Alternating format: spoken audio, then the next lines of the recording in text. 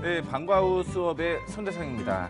오늘 시장은 반갑지 못했는데 지금 받는 교육은 좀 반가운 수업이 되셨으면 좋겠습니다.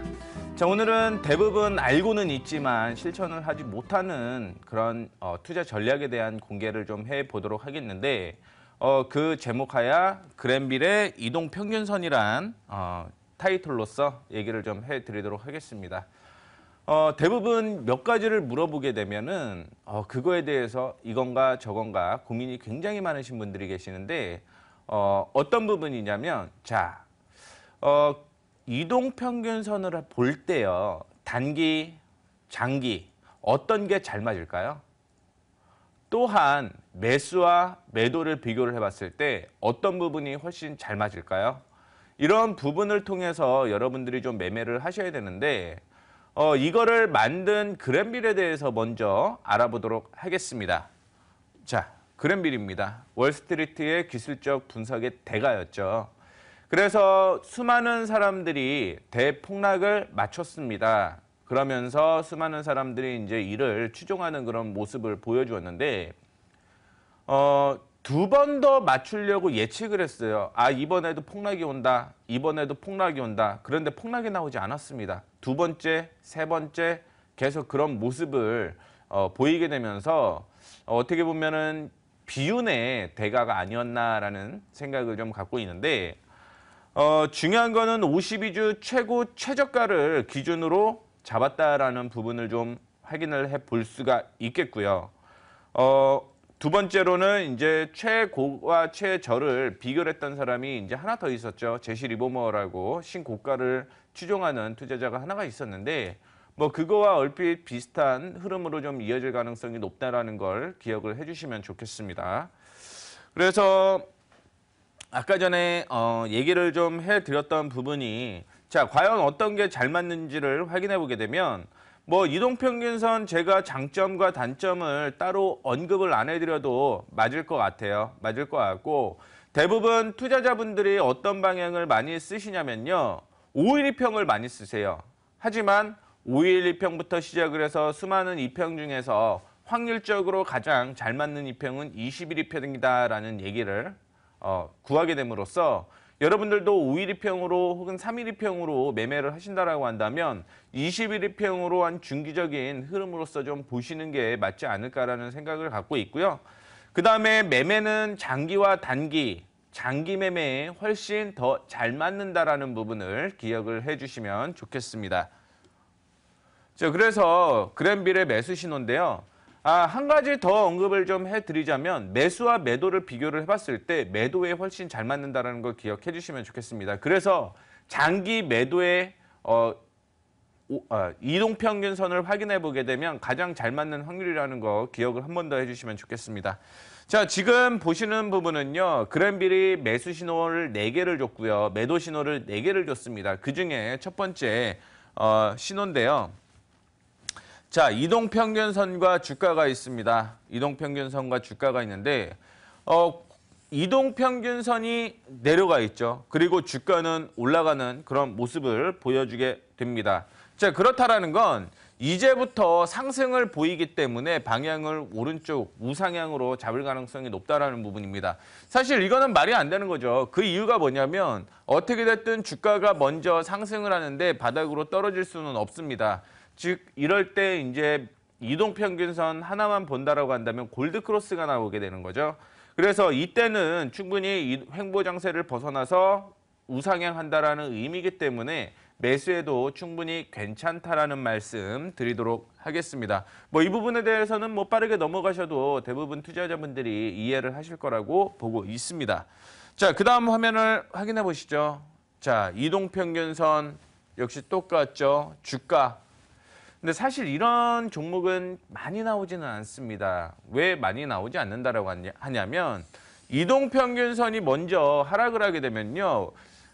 죄송합니다. 주가가 먼저 하락을 하게 되면 이동평균선이 우상향을 할 수가 없습니다. 결국은 주가에 비롯해서 이동평균선이 나오는 그런 모습을 보여주게 되기 때문에 올라간다라고 하더라도 바로 방향을 우하향할 가능성이 있습니다. 근데 여기에서 매수를 한다라는 의미는 뭐냐면 아실 거예요. 이격을 줄인다라는 개념으로 가는 거죠. 이평선과 가격을 괴리율이 굉장히 크기 때문에 이거를 줄인다라는 개념, 즉 주가가 이동평균선과 같이 붙게 될 것이다. 그렇기 때문에 이격이 많이 벌어지게 되면 매수를 해야 된다라는 관점으로서 이 그랜빌의 매수 신호 두 번째가 나온다라고 참고해 주시면 좋겠습니다. 그림은 분명히 말씀을 해드리지만요. 주가가 먼저 우하향을 하게 되면 결국은 이동평균선도 우하향되게 됩니다. 그렇다라고 한다면 붙었을 때 거의 다시 한번 주가가 하락할 가능성이 있다는 거 참고를 해주시면 좋겠고요. 대신 여기에서 한 가지 팁을 드리자면요. 이게 바닥인지 아닌지를 확인해 보셔야 되면 답이 나옵니다. 주봉상으로 충분히 눌렸다라고 한다면 뭐 더 조정을 받는다라고 하더라도 반등이 나올 가능성이 크다라는 부분을 기억을 좀 해주시면 좋겠습니다. 자, 그리고 세 번째 넘어가 보시죠. 자, 주가 이동평균선이 모두 우상향하는 모습을 보여주게 되는데요. 자, 이 부분은 해당 사항이 되는 거죠. 주가가 먼저 우상향합니다. 그러면 이동평균선 우상향하는 거죠. 이때부터 이제 추세적인 상승이 이어질 가능성이 있습니다. 그렇기 때문에 먼저 매수하는 흐름을 보여주게 되는데, 자, 근데 여기에서 하나 더 좀 얘기를 해드리자면 그림이 이런 그림이 안 나온다라는 거예요. 자, 그러면 어떤 그림이 나오게 되는 거냐면 주가가 먼저 횡보를 하게 되는 거죠. 주가가 먼저 횡보를 하게 되고 이동평균선이 나중에 따라오기 때문에 매수는 이런 식으로 이어질 가능성이 높습니다. 즉, 이 부분을 좀 확인하셔야 돼요. 이 부분이 횡보 구간이죠. 그렇죠? 횡보 구간에서 우상향하는 모습이 나타나게 되면 주가도 역시 올라가고 이동평균선 올라가게 되면 이 사이에 먼저 걸친다라는 거, 혹은 이동평균선이 위에서부터 시작을 하게 되면서 나중에 올라가는 이런 흐름으로 나온다라는 거 기억을 해주시면 좋을 것 같아요. 이동평균선을 그랜빌이 매수해야 된다라는 네 가지 관점을 제시를 했는데 사실 이 그림만 봐서는 완벽하게 우리가 차트에 적용할 수가 없다라는 부분도 기억을 좀 해주셔야지만 이 매수 신호를 따라서 매매를 잘 할 수 있다라는 부분을 좀 언급을 해드리고 싶습니다. 오히려 이거는 맞다라는 얘기예요. 결국 이동평균선이 주가가 먼저 상승을 하고 이동평균선이 나중에 우상향하면서 올라가는 모습이 나타나게 되는데 그 전에 여기에서 확인해야 될 부분도 하나가 있습니다. 뭐냐면 주가가 먼저 눌리기 시작을 하게 되고 매수 신호가 나오기 위해서 이동평균선이 내려왔다가 그 다음에 올라가는 이런 모습이 나타나게 됩니다. 자, 그렇다라고 한다면 만약에 주가가 먼저 올라간다라고 하면은 그때는 매수로 잡아도 문제가 없는데 매매 타이밍이 중요한 거죠. 언제 올라갈 것인가가 중요한 건데 보통 이러면 박스권이 이어질 가능성이 높습니다. 박스권이 이어질 가능성이 높고요. 박스권을 돌파하는 시점에서 매수가 진행이 돼야 되고요. 두 번째, 올라가면은 주가 먼저 올라가겠죠. 이동평균선에 붙게 됩니다. 이때가 매도 신호로 다시 한번 발생이 되게 됩니다. 그렇기 때문에 트레이딩 관점으로 보셔야 돼요. 트레이딩 관점으로만 보셔야지 이거를 중장기 관점으로 봤다가는 일단은 굉장히 오랜 기간 매수를 들고 있어야 될 가능성이 있고요. 두 번째 같은 경우는 매수를 한다라고 하더라도 붙었다가 수익에서 다시 한번 손실로 전환되는 흐름을 보일 가능성이 높기 때문에 이런 점 참고해 주시면 좋겠습니다. 자, 그 다음에 매도 신호입니다. 자, 주가가 먼저 하락을 하게 되는 거죠. 그러면 오른쪽으로 올라가다가 우상향 나오는 경우가 일반적이에요. 그래서 이때는 당연히 데드크로스라고 하죠. 매도의 신호가 나온다라고 생각을 하시면 됩니다. 근데 어떤 부분을 조금 헷갈려 하시는 분이 있냐면 조정을 받아요. 그렇죠? 그리고 이동평균선이 내려옵니다. 그러면 이 사이가 괴리율이 크기 때문에 이제 반등이 나올 거기 때문에 매수를 하자라는 관점으로 들어가시는 분들은 리스크가 굉장히 큽니다. 그 이유가 뭐냐면 일반적으로 고점일 경우가 굉장히 높습니다. 그래서 그랜빌의 매도 신호를 확인을 할 때도 뭘 보셔야 되냐면 적어도 3년 이상의 주가를 확인해보고 주가의 위치가 어딘지 확인을 하신 다음에 이런 매매를 따라가셔야 된다는 거 기억을 좀 해주시면 좋겠습니다. 자, 그 다음에 또 넘어가 보시죠. 자, 주가가 올라갑니다. 이동평균선은 빠지죠. 자, 이럴 경우는 나중에 이동평균선이 우상향하는 경우가 있거든요. 우상향하는 경우가 있는데 여기에서는 매도를 해야 된다. 매도를 해야 된다라고 얘기를 했어요. 그 이유가 뭐죠? 올라갔다가 역시 이격 간격이 높기 때문에 이 괴리율만큼 빠진다라고 볼 수 있는데요. 자, 되게 재밌는 거는 뭐냐면 여기가 바닥일 가능성이 있습니다. 바닥이다라고 한다면 역시 3년의 주가를 확인해 봐야겠죠. 그리고 바닥 부근이라고 한다면 이거는 오히려 상승할 가능성이 있습니다. 다만 단기가 아니라 중기적인 관점으로 보셔야 된다는 얘기인데요. 그러면 주가가 먼저 상승하고 나중에 이동평균선이 따라가는 모습이 나타나게 되면 어떻게 보면 이게 매수 신호로 적용이 된다라는 부분을 기억하셔야 돼요. 자, 그렇다고 한다면 돌파 시에 매수를 하고 조정을 받을 때 매도를 했다가 다시 한번 붙게 되면 그때 반등이 나오는 걸 확인하고 재매수에 들어가게 되면 어떻게 보면 그랜빌의 매도 신호가 매도가 아니라 매수 신호로 잡힐 수 있다는 것도 기억을 하시고 매매 이어가셔야 됩니다. 자, 그 다음에 넘어가 보시죠. 그 다음에 넘어가지는 않는군요. 넘어가지는 않네요. 자, 그 다음에 확인해 보셔야 될 게 대부분들의 매매를 확인해 볼 때 이동평균선이 올라가냐 떨어지냐를 확인하셔야 되는데 지금 보시는 건 주가가 조정을 받는 거죠. 그런데 불구하고 매도 신호가 서서히 이동평균선이 낮춰지고 있습니다.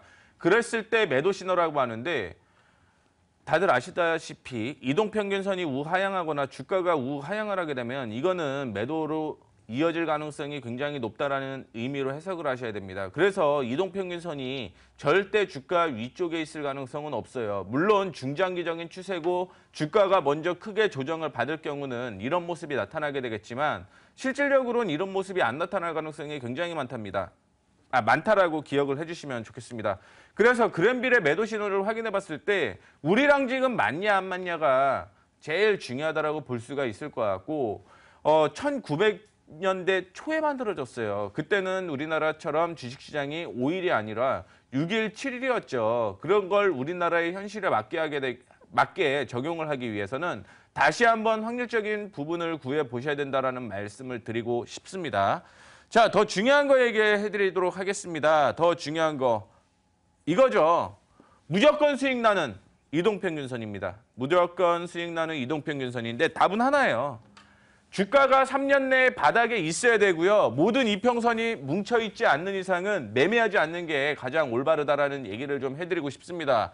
보통 올라가는 중간에 이동평균선 위에 있고 혹은 이동평균선이 따라 올라오고 있기 때문에 매수하신다라고 생각을 하시는 분들이 굉장히 많으신데 그렇게 해서는 답이 안 나와요. 그렇게 해서는 답이 안 나온다는 거 참고를 해주시면 좋을 것 같고 마지막 팁을 하나 드리고 싶습니다. 어떤 팁을 드리고 싶냐면요.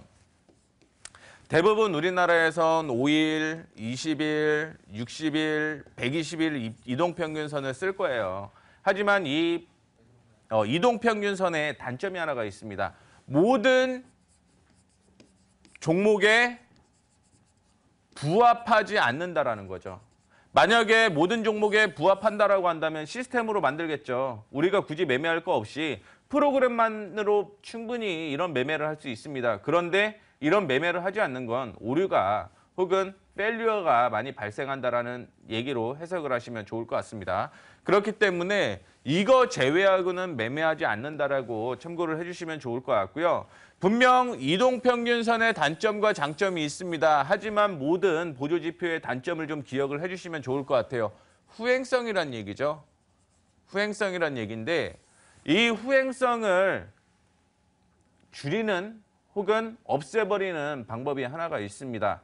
DMA라는 보조지표를 제가 얘기를 좀 해드릴 텐데 이런 부분은 내일 DMA가 뭔지 이 후행성의 오차를 어떻게 줄이는지 내일 철두철미하게 제가 포도TV 홈페이지에서 공개하도록 할 테니까요. 내일 9시부터 3시 포도TV 홈페이지에서 공개 방송으로 뵙도록 하겠습니다.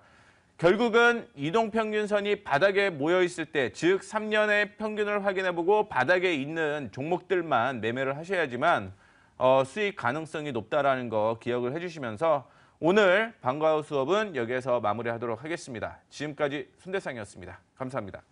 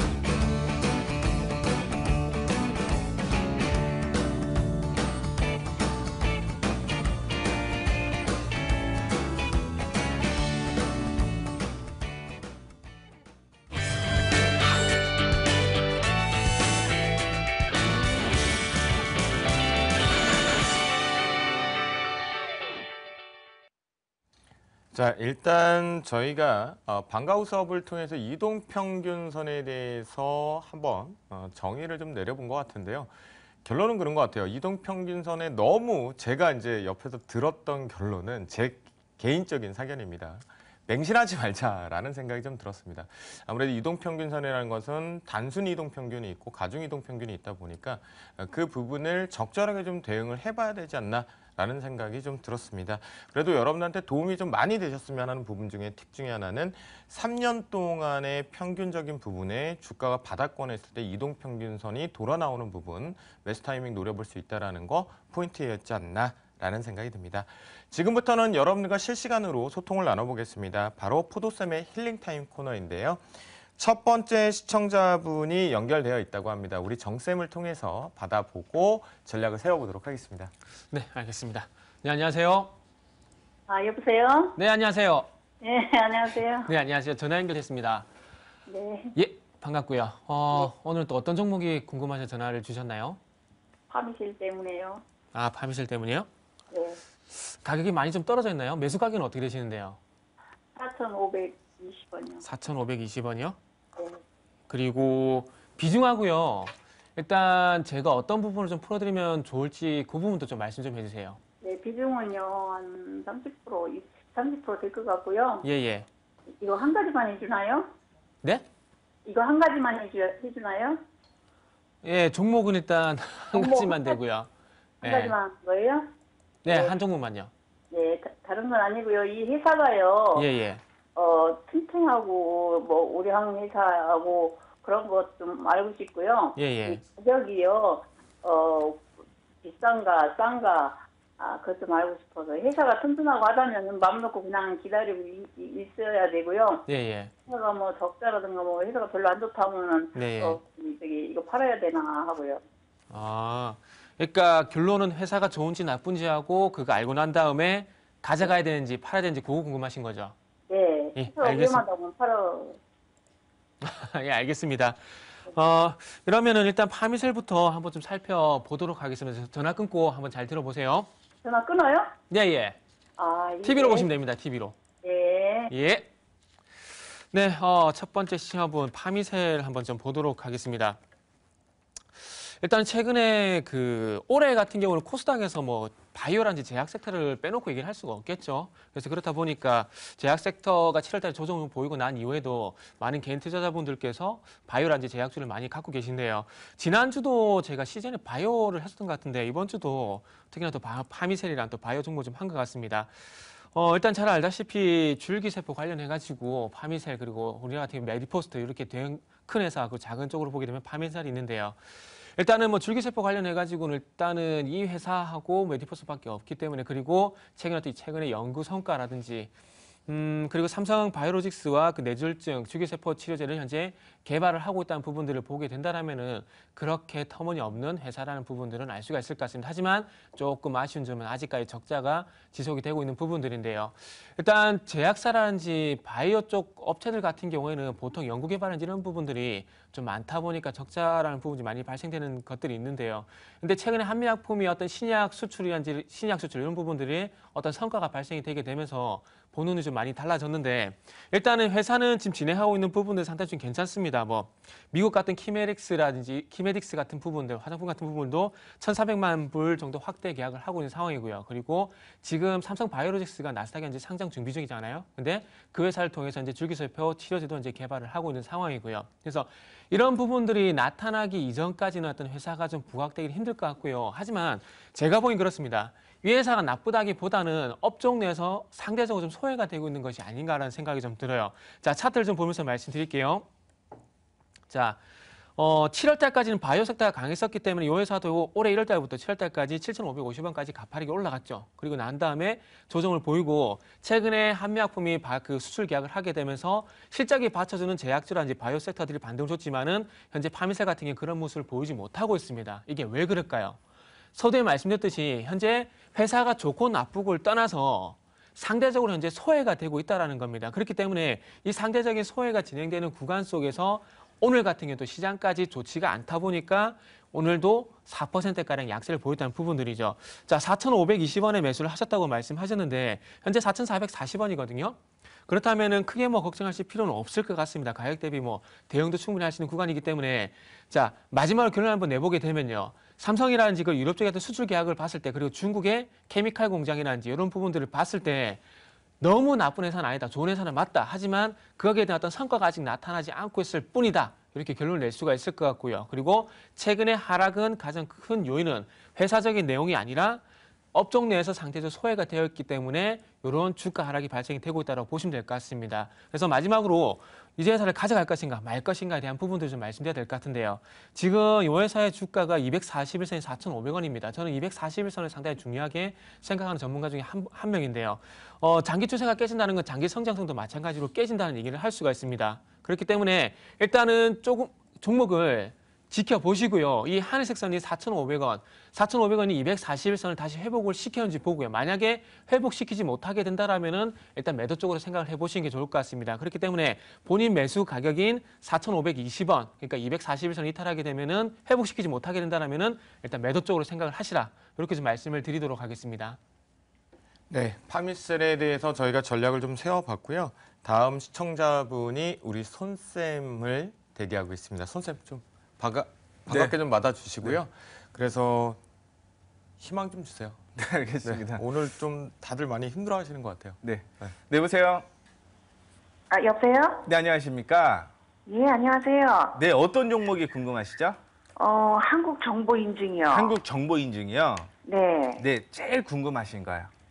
그거 지금 내가 17,500원에 샀거든요. 몇 프로 정도요? 그거 한 60% 정도 돼요. 많이 60%? 샀어요. 네, 네. 네. 근데 그게 어떻게 지금 계속 떨어지다가 지금 뭐 어제 오늘 조금씩 오르는데 그게 어떻게 희망성이 있으려는가. 중장기로 버티실 수 있으시죠? 네, 급한 거는 아니니까. 네, 알겠습니다. 그러면 그 부분까지 해서 제가 완벽하게 좀 설명드리도록 하겠습니다. 전화 네. 끊고 차트 보시면서 좀 언급을 해드리도록 할게요. 네. 네. 한국 정보 인증 아시다시피 삼성페이 관련주로서 이슈가 되고 있습니다. 뭐 결제가 이루어지게 되면 거기에서 삼성페이로부터 돈을 받는 거죠. 그래서 실질적으로 결제주에서 뭐 한국정보통신부터 해갖고 한국정보에 대한 여러 가지 비슷한 이름이 있는데요. 한국정보인증만이 삼성페이와 관련된 종목이다라고 보시면 좋을 것 같습니다.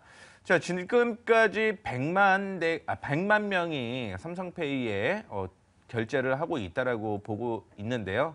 자, 내년부터는 어떤 부분이 있냐면 지금까지는 하이엔드예요. 즉 굉장히 높은 사양을 갖고 있는 스마트폰만이 삼성페이를 할 수 있는데 지금 같은 경우는 보급형 스마트폰에도 적용이 된다라는 부분을 확인해 보시면 좋을 것 같고 내년에도 이런 부분으로 인해서 실적이 올해 대비 15% 정도 성장할 것으로 예측이 되고 있습니다.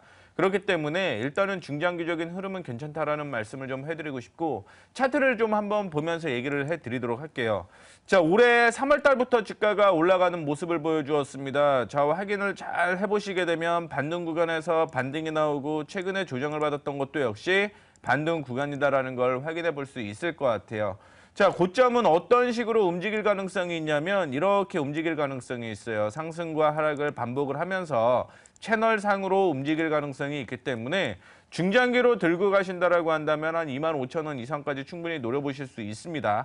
다만 단기적으로 15,300원, 15,500원 부근에서는 조정 나올 거예요. 15,500원에서 조정이 나올 건데 만약에 비중이 적다라고 한다면 추가 매수도 좀 권해드리도록 하겠는데 그거는 아니다 싶다라는 언급해드리고 싶고요.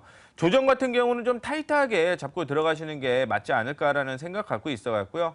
뭐 13,300원을 이탈하지는 않을 것 같습니다. 오늘 기관 외국인이 동반 매수 들어오는 거 보고 들어오는 게 확인이 되고 있기 때문에 밀리진 않을 것 같은데 일단은 15,500원에서 조정을 받게 되면 물량 좀 줄였다가 13,300원 부근까지 내려오게 되면 그때 재매수해갖고 단가 줄이고요. 리스크 관리하는 차원으로 물론 중장기로 버틴다라고 한다면 21,000원 충분히 돌파할 가능성이 있다라는 거 기억해 주시면 좋겠습니다. 네, 저희가 이제 파미세라고 한국 정보 인증을 우리 시청자분들이 가지고 계신 종목에 대해서 힐링 타임을 좀 가져봤는데요. 아무래도 좀 상세하게 설명을 하다 보니까 시간이 좀 부족하는 것 같습니다. 내일 저희 손쌤이 포도TV에서 공개 방송 진행을 한다고 하니까요. 그때 들어오셔가지고 많이 실시간으로 좀 상담을 받아보시면 좋겠다라고 말씀 좀 드리겠고요. 저희 포트폴리오가 오늘 잘 견뎌냈는지 아니면 못 견뎌냈는지 중요할 것 같습니다. 지금부터는 저희 포트폴리오의 시크릿 과외 시간 출발해 보도록 하겠습니다.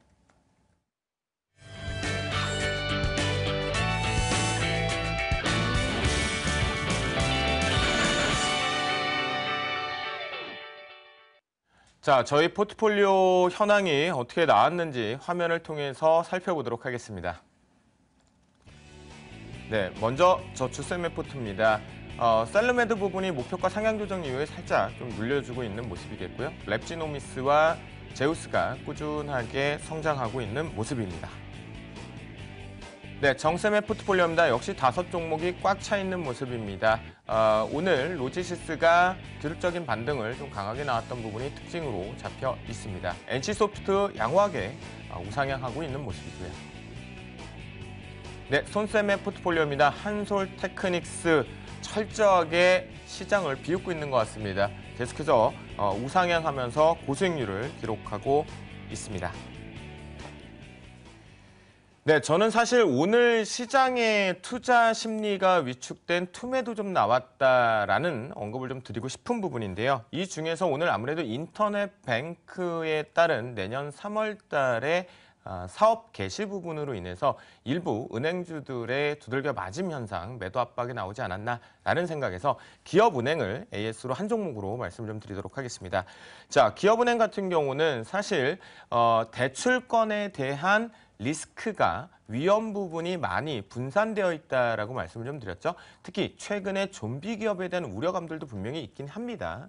하지만 중소기업청과 또는 기술 보증을 통해서 어느 정도의 보증 부분을 가지고 있다 보니까 이 위험성에 완벽하게 손실 부분으로 확대될 수 있는 부분은 적다라는 부분과 오늘 일시적으로 수급의 꼬임에 의해서 발생이 된 부분이니까 이번 배당 부분까지 노려본다면 오히려 저가 매수기에는 충분하다라고 말씀 좀 드리겠는데요. 차트를 통해서 보여드리도록 하겠습니다. 현재 시장에서 보면 12,500원의 박스와 저점 박스와 14,500원에 주당 2,000원 정도의 단기 박스권을 형성하고 있습니다. 그 부분에 지난번에 8월달 고점 부분을 이번 10월달 부분에 다시 한번 돌파 시도를 하다가 시장 분위기를 태우면서 은행 업종 자체가 추가적으로 반등할 이유가 좀 없었던 부분이었죠. 그리고 나서 오늘 장대로 수급의 꼬임으로 좀 두들겨 맞는 현상이 좀 나타났는데요.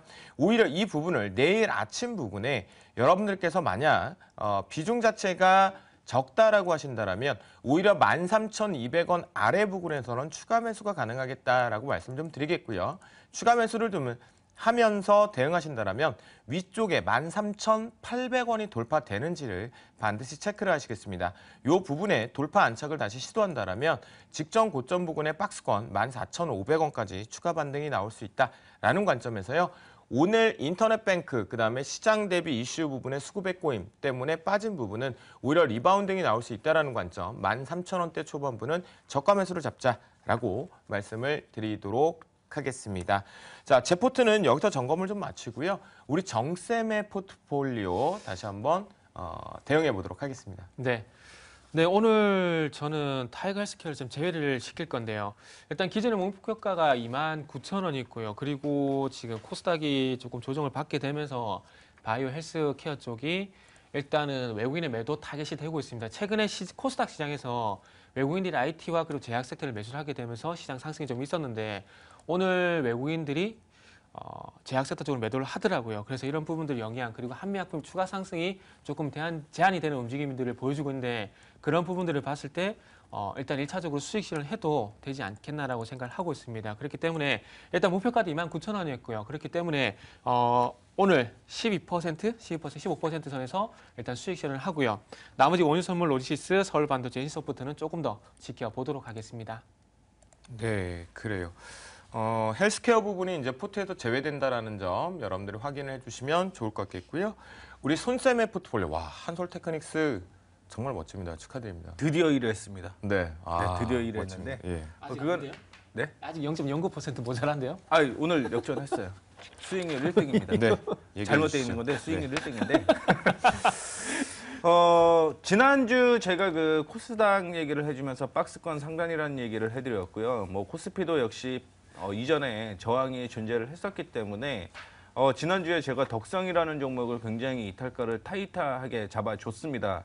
뭐냐면은 피보나치 50% 반등이 예상이 됐었는데 그 다음날 예상이 된 대로 올라갔다가 마지막에 좀 밀리게 되면서 그 다음날 제가 언급을 해드렸던 8,800원을 이탈을 했죠. 그래서 덕성은 좀 제외를 하도록 하겠는데 지금 기관과 외국인의 동반 매도가 나오게 되면서 횡보를 하고 있습니다. 물론 뭐 추가적인 나중에 추후에 재매수를 할 예정인데요. 그때는 뭐 9,200원을 돌파를 했을 때는 다시 한번 재매수를 할 예정이고요.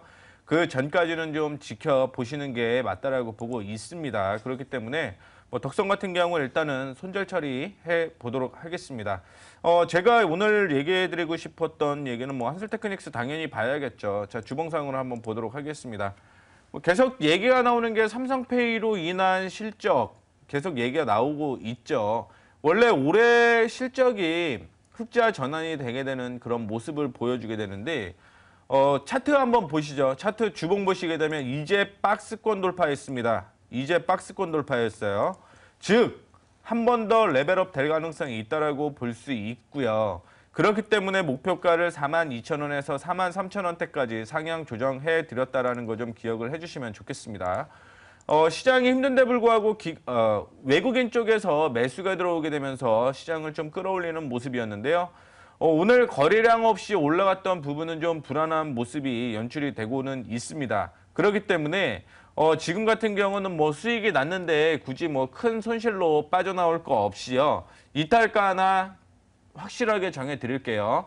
28,000원, 28,000원 이탈하기 전까지는 계속 들고 가셔도 무난하다라는 거 참고해 주시면 좋을 것 같고 만약에 시장의 조정을 받는데 불구하고 기관 쪽에서 매수가 들어온다라고 한다면 그날은 매도하는 거 아닙니다. 암만 28,000원을 이탈을 했다라고 하더라도 기관 쪽에서 매수가 들어오고 있다라고 하면 들고 가시는 게 좋다라는 말씀 좀 드리고 싶고요. 자, 그다음에 코리아 서킷 얘기를 좀 해드릴까요? 코리아 서킷을 좀 얘기를 해드리도록 하겠는데 이전에 저항에서 조정을 좀 받아주는 모습이 연출이 되었습니다. 그리고 뭐 큰 폭으로 조정을 받아주는 모습이었는데 뭐 내년의 실적도 역시 긍정적인 흐름으로 이어질 가능성이 있고요. IT 섹터는 스마트폰 관련주로 관심은 조금 더 가져보셔도 될 것 같아요. 물론 연말 블랙 프라이데이부터 시작을 해서 IT 주들이 우상향하는 모습을 좀 보일 가능성이 높고요. 그 다음에 1월 달에 갤럭시 S7이 나오게 됩니다. 그에 대한 기대감도 충분히 반영이 될 거라는 거 참고를 좀 해주시면 좋겠습니다. 자, 마지막으로 삼양홀딩스 얘기를 좀 해드릴게요. 오늘 뭐 큰 폭으로 좀 조정을 받아주는 모습이었는데 제가 박스권이라고 얘기를 좀 해드렸고요. 오늘 뭐 3.6%, 장중에는 5%까지 조정을 받아주는 모습이었는데 자, 오늘 같은 경우 일단은 조정을 받았다 반등이 좀 나와주는 모습을 보여주었습니다. 근데 확인해 보셔야 될 게 뭐냐면 다시 한번 17만 원대까지는 올라갈 가능성이 있어요. 그거는 역시 실적이 받쳐준다라는 부분을 좀 언급을 해드리고 싶습니다. 3분기 실적이 좋았던 기업들의 주가가 시장보다 훨씬 상회하는 수익률을 만들어냈죠. 자, 삼양홀딩스 4월 실적 굉장히 긍정적인 흐름으로 이어질 것 같고요. 올해보다는 내년이 더 기대가 되는 삼양홀딩스라는 거, 박스권 돌파 시에 이제 나도 저거 사고 싶다 하시는 분들은 박스권 돌파하는 17만 원 그 부근에서 매수가 진행이 돼도 괜찮다라는 말씀까지 해드리도록 하겠습니다. 네, 근데 IT는 도대체 언제까지 갑니까? IT는 IoT, 사물 인터넷에 대한 기대감이 있고요. 두 번째 같은 경우는 확인해 볼 수 있는 게 전 세계적으로 이슈죠. 어떤 부분이냐면 전기차죠. 지금은 전기차가 IT 관련주로 또 엮여 있죠. 그러다 보니까 이에 대한 이슈가 계속적으로 나올 것으로 예측이 되고 있고 무인 자동차도 역시 동일한 흐름이 연출이 될 것으로 보이고 있습니다. 또 신기후 체제가 지금 진행이 되고 있는 상황인데 그렇다라고 한다면 전기차 당연히 다시 한번 이슈가 될 수밖에 없습니다. 내년 최대 화두는요. 역시 전기차 빼놓고 얘기할 수 없다라는 부분을 좀 기억을 해주신다라고 한다면 전체적으로 스마트폰에서 전기차로 넘어가는 관련주에 대해서는 지금 당장 뭐 실적이 안 나온다라고 하더라도요. 중장기적인 측면에서는 올라간다라고 보고 있고 물론 제가 권해드리는 건 그 안에서도 실적이 나오는 종목들을 위주로 좀 보셔야 된다라는 말씀까지 해드리고 싶습니다. 근데 사실 선생님 지금 얘기하는 거는 모두가 다 공감할 수 있지만 현재 주가 위치가 우리가 사실 지수 대비해서나 시장의 심리 대비해서 추격 매수하기 되게 어려워요. 내일 그 부분 다 공개하십니까? 다 공개해야죠. 진짜 하십니까? 다 해야죠. 약속하십시오. 시청자분 이게 앞에서. 그렇게 좀 생각을 하시면 돼요. 보통 업황을 볼 때 하나하나 보시는 분들이 굉장히 많아요. 근데 그렇게 봐서는 종목에 답이 안 나옵니다. 그렇기 때문에 여러분들이 보실 때는요. 차트를 업황으로 한번 보시면 어느 정도는 답이 나온다라고 생각을 하시면 되거든요. 간단하게 그 전기전자의 차트를 확인을 좀 해보도록 하겠습니다. 이게 일반 전기전자를 지금 보고 계시는 건데 물론 스마트폰 관련주는 또 다르겠죠. 자, 2010년부터 시작을 해서 주가는 계속 밀려왔습니다. 그리고 지금 올라가고 있는 모습인데 추격 매수한다라고 하더라도 실적이 나오는 지금부터 나오는데 이슈가 안 된 종목들이 있어요. 네. 그 종목들 내일 공개합니다. 내일 공개한다고요? 내일 네. 공개합니다. 그래요. 내일 DNA가 그렇죠. 아니고 DMA라고 해서 네. 원래 MA가 이동평균선이거든요. 네.